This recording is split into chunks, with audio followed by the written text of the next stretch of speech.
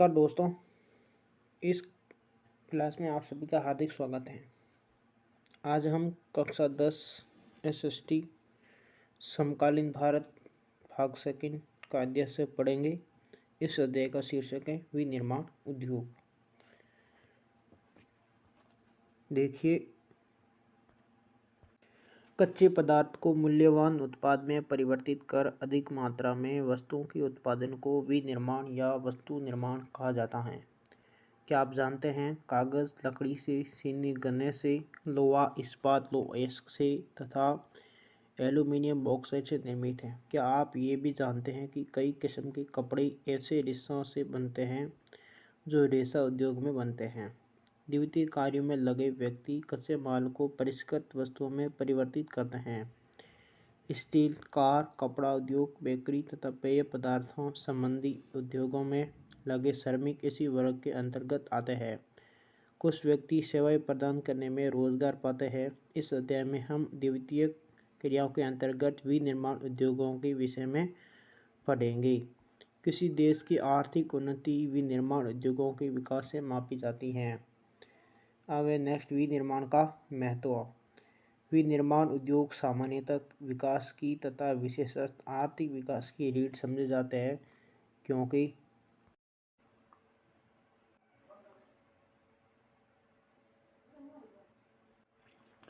विनिर्माण उद्योग न केवल कृषि के आधुनिकीकरण में सहायक है, वरन द्वितीयक व तृतीयक सेवाओं में रोजगार उपलब्ध कराकर कृषि पर हमारी निर्भरता को कम करते हैं।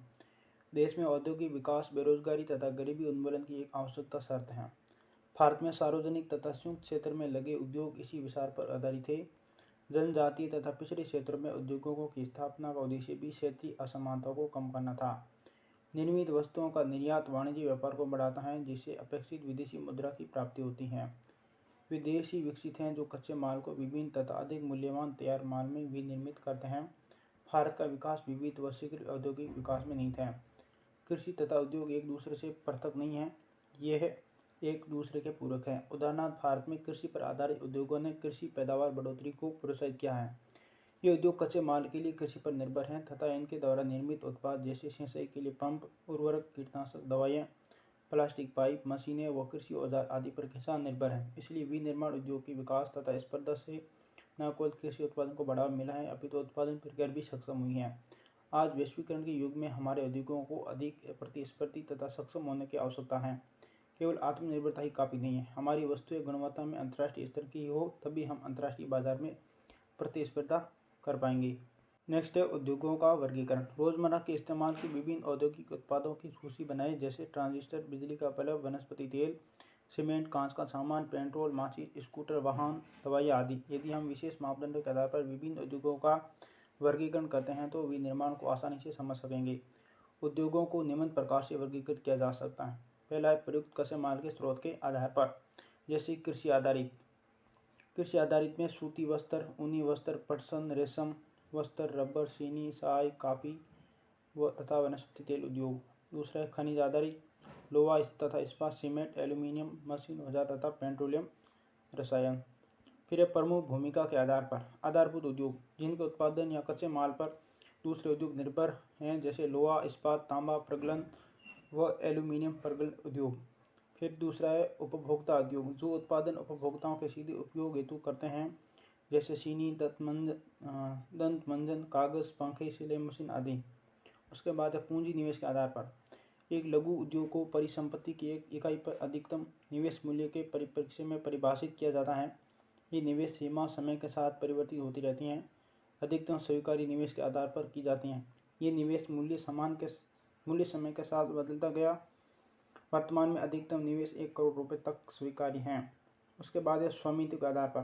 सार्वजनिक क्षेत्र में लगे सरकारी एजेंसियों द्वारा प्रबंधित तथा सरकार द्वारा संचालित उद्योग, जैसे भारत हेवी इलेक्ट्रिकल लिमिटेड तथा steel authority of India limited आदि। निजी क्षेत्र के उद्योग, जिनका एक व्यक्ति के स्वामित्व में और उसके द्वारा संचालित अथवा लोगों के स्वामित्व में या उनके द्वारा संचालित हैं, टिस्को, बजाज ऑटो लिमिटेड, डाबर उद्योग आदि। संयुक्त उद्योग, वैसे उद्योग जो राज्य सरकार और निजी क्षेत्र के संयुक्त प्रयास से चलाए जाते हैं, जैसे ऑयल इंडिया लिमिटेड। अब हम पढ़ेंगे कृषि आधारित उद्योग। सूती वस्त्र, पटसन, रेशम, ऊनी वस्त्र, चीनी तथा वनस्पति तेल आदि उद्योग कृषि से प्राप्त कच्चे माल पर आधारित है। अब देखिए, सबसे पहले पढ़ेंगे वस्त्र उद्योग। भारतीय अर्थव्यवस्था में वस्त्र उद्योग का अपना अलग महत्व है, क्योंकि इसका औद्योगिक उत्पादन में महत्वपूर्ण योगदान है। देश का यह अकेला उद्योग है जो कच्चे माल से उच्चतम अतिरिक्त मूल्य उत्पाद तक की श्रृंखला में परिपूर्ण तथा आत्मनिर्भर है। उसके बाद है सूती वस्त्र उद्योग। प्राचीन भारत में भी सूती वस्त्र हाथ से कताई और हथकरघा बुनाई तकनीकों से बनाए जाते थे। 18वीं शताब्दी के बाद विद्युतीय कार्गों का उपयोग होने लगा। औपनिवेशिक काल के दौरान हमारे परंपरागत उद्योगों को बहुत हानि हुई, क्योंकि हमारे उद्योग इंग्लैंड के मशीन निर्मित वस्त्रों से स्पर्धा नहीं कर पाए। आरंभिक वर्षों में सूती वस्त्र उद्योग महाराष्ट्र तथा गुजरात के कपास उत्पादन क्षेत्रों तक सीमित थे।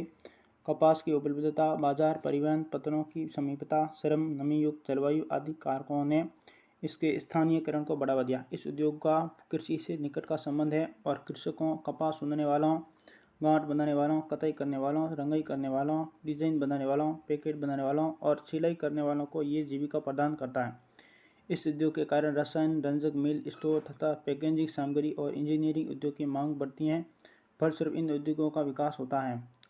यद्यपि कताई कार्य महाराष्ट्र, गुजरात तथा तमिलनाडु में केंद्रित है, लेकिन सूती, रेशम, जरी, कसीदाकारी आदि में बुनाई के परंपरागत कौशल और डिजाइन देने के लिए बुनाई अत्यधिक विकेंद्रीकृत है। भारत में कताई उत्पादन विश्व स्तर का है, लेकिन बुना वस्त्र कम गुणवत्ता वाला है, क्योंकि यह देश में उत्पादित उस स्तरीय धागे का अधिक प्रयोग नहीं कर पाता। बुनाई का कार्य हथकरघों, विद्युत खरगों व मिलों में होता है। हाथ से बुनी खादी कुटीर उद्योग के रूप में बुनकरों को उनके घरों में बड़े पैमाने पर रोजगार प्रदान कराता है। नेक्स्ट है पटसन उद्योग। भारत पटसन व पटसन निर्मित सामान का सबसे बड़ा उत्पादक है तथा बांग्लादेश के बाद दूसरा बड़ा निर्यातक भी है। वर्ष 2010-11 में भारत में लगभग 80 पटसन उद्योग थे।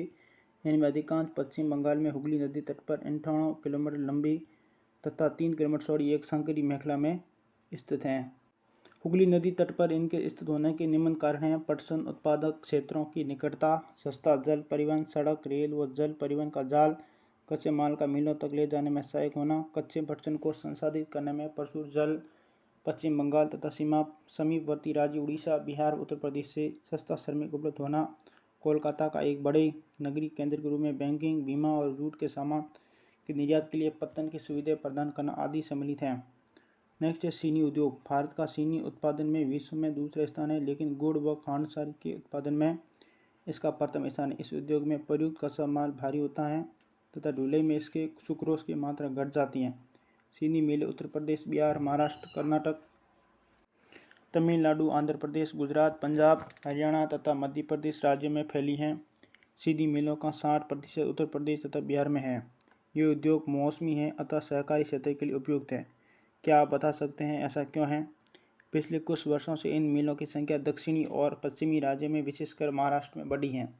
इसका मुख्य कारण यहाँ के गन्ने में अधिक सुक्रोज की मात्रा है। अपेक्षाकृत ठंडी जलवायु भी गुणकारी है। इसके अतिरिक्त इन राज्यों में सहकारी समितियाँ भी सफल रही हैं। उसके बाद एक खनिज आधारित उद्योग। वे उद्योग जो खनिज व धातुओं को कच्चे माल के रूप में प्रयोग करते हैं खनिज आधारित उद्योग कहलाते हैं। क्या आप इस वर्ग में आने वाले कुछ उद्योगों का नाम बता सकते हैं? लोहा तथा इस्पात उद्योग।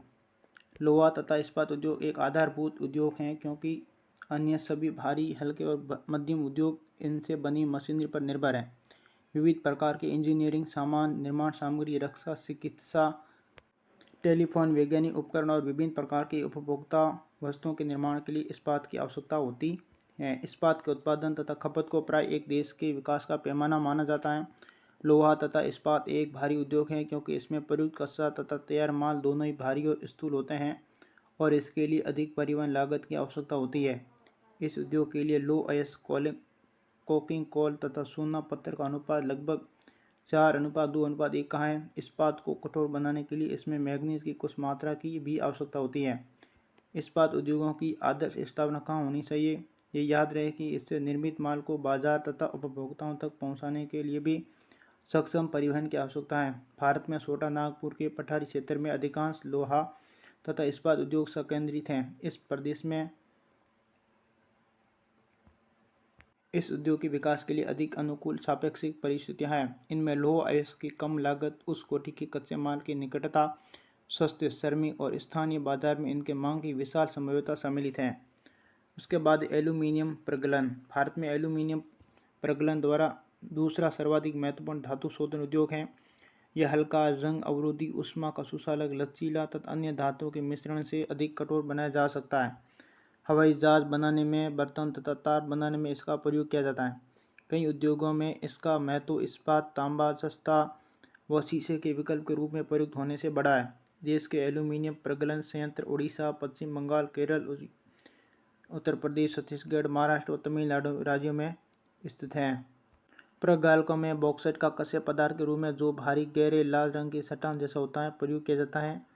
प्रवाह 60 से 63.5 एल्यूमीनियम निर्माण प्रक्रिया दर्शाता इस उद्योग की स्थापना की दो महत्वपूर्ण आवश्यकताएं हैं: नियमित ऊर्जा की पूर्ति तथा कम कीमत पर कच्चे माल की सुनिश्चित उपलब्धता।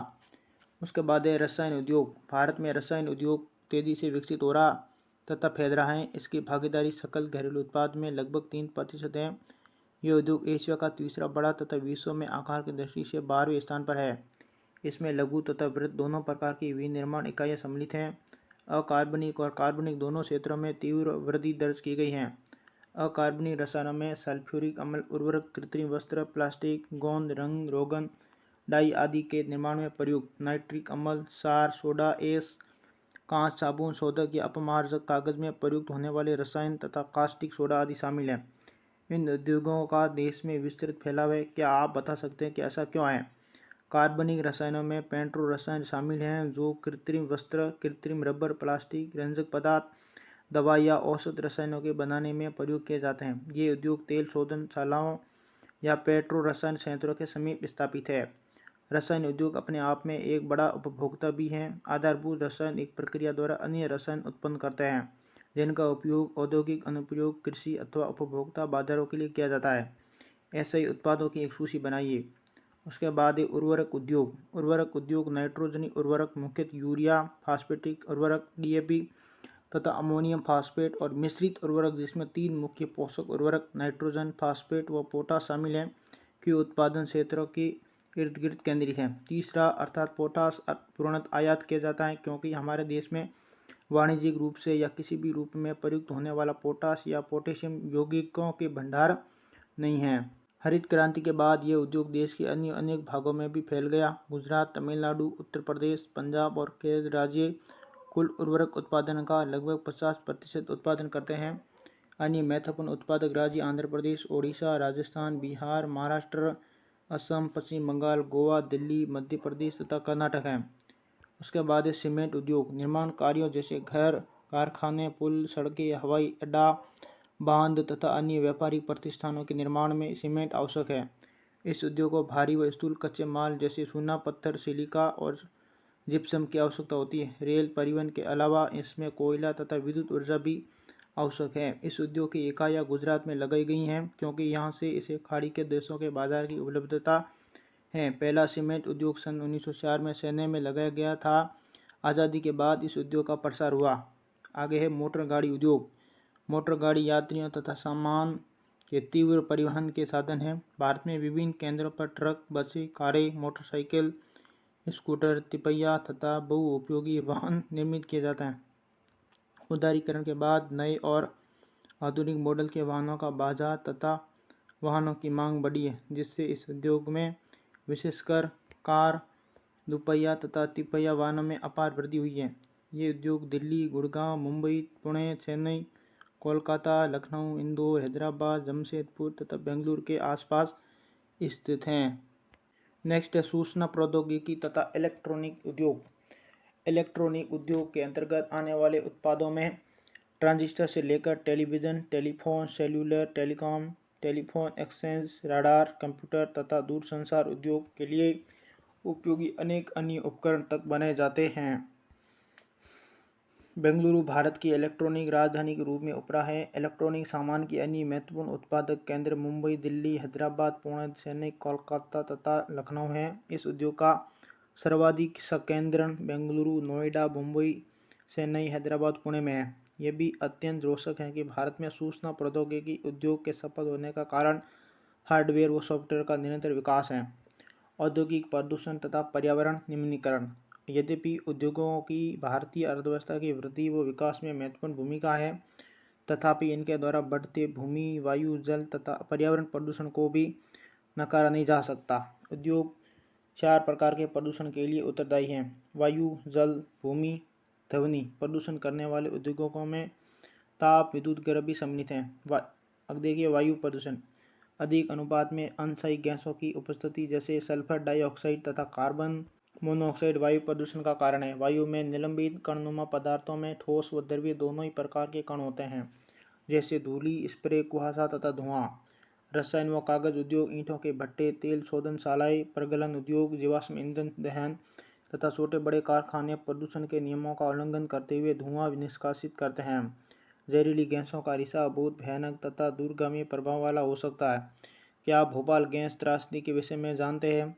वायु प्रदूषण मानव स्वास्थ्य, पशुओं, पौधों, इमारतों तथा पूरे पर्यावरण पर दुष्प्रभाव डालते हैं। जल प्रदूषण उद्योगों द्वारा कार्बनिक तथा अकार्बनिक अपशिष्ट पदार्थों के नदी में छोड़ने से जल प्रदूषण फैलता है। जल प्रदूषण के प्रमुख कारक कागज, लुगदी, रसायन, वस्त्र तथा रंगाई उद्योग, तेल शोधनशालाएं, चमड़ा उद्योग तथा इलेक्ट्रो प्लेटिंग उद्योग हैं, जो रंग, अपमार्जक, अम्ल, लवण तथा भारी धातुएं जैसे सीसा, पारा, कीटनाशक, उर्वरक, कार्बन, प्लास्टिक और रबर सहित कृत्रिम रसायन आदि जल में वाहित करते हैं। भारत के मुख्य अपशिष्ट पदार्थों में फ्लाई ऐश, फॉस्फो, जिप्सम तथा लोहा इस्पात की अशुद्धियां हैं। उसके बाद है तापीय प्रदूषण। जब कारखानों तथा तापघरों से गर्म जल को बिना ठंडा किए ही नदियों तथा तालाबों में छोड़ दिया जाता है तो जल में तापीय प्रदूषण होता है। जलीय जीवन पर इसका क्या प्रभाव होगा बताइए। परमाणु ऊर्जा संयंत्रों के अपशिष्ट व परमाणु शस्त्र उत्पादक कारखानों से कैंसर, जन्मजात विकार तथा अकाल प्रसव जैसी बीमारियां होती हैं। मृदा व जल प्रदूषण आपस में संबंधित है।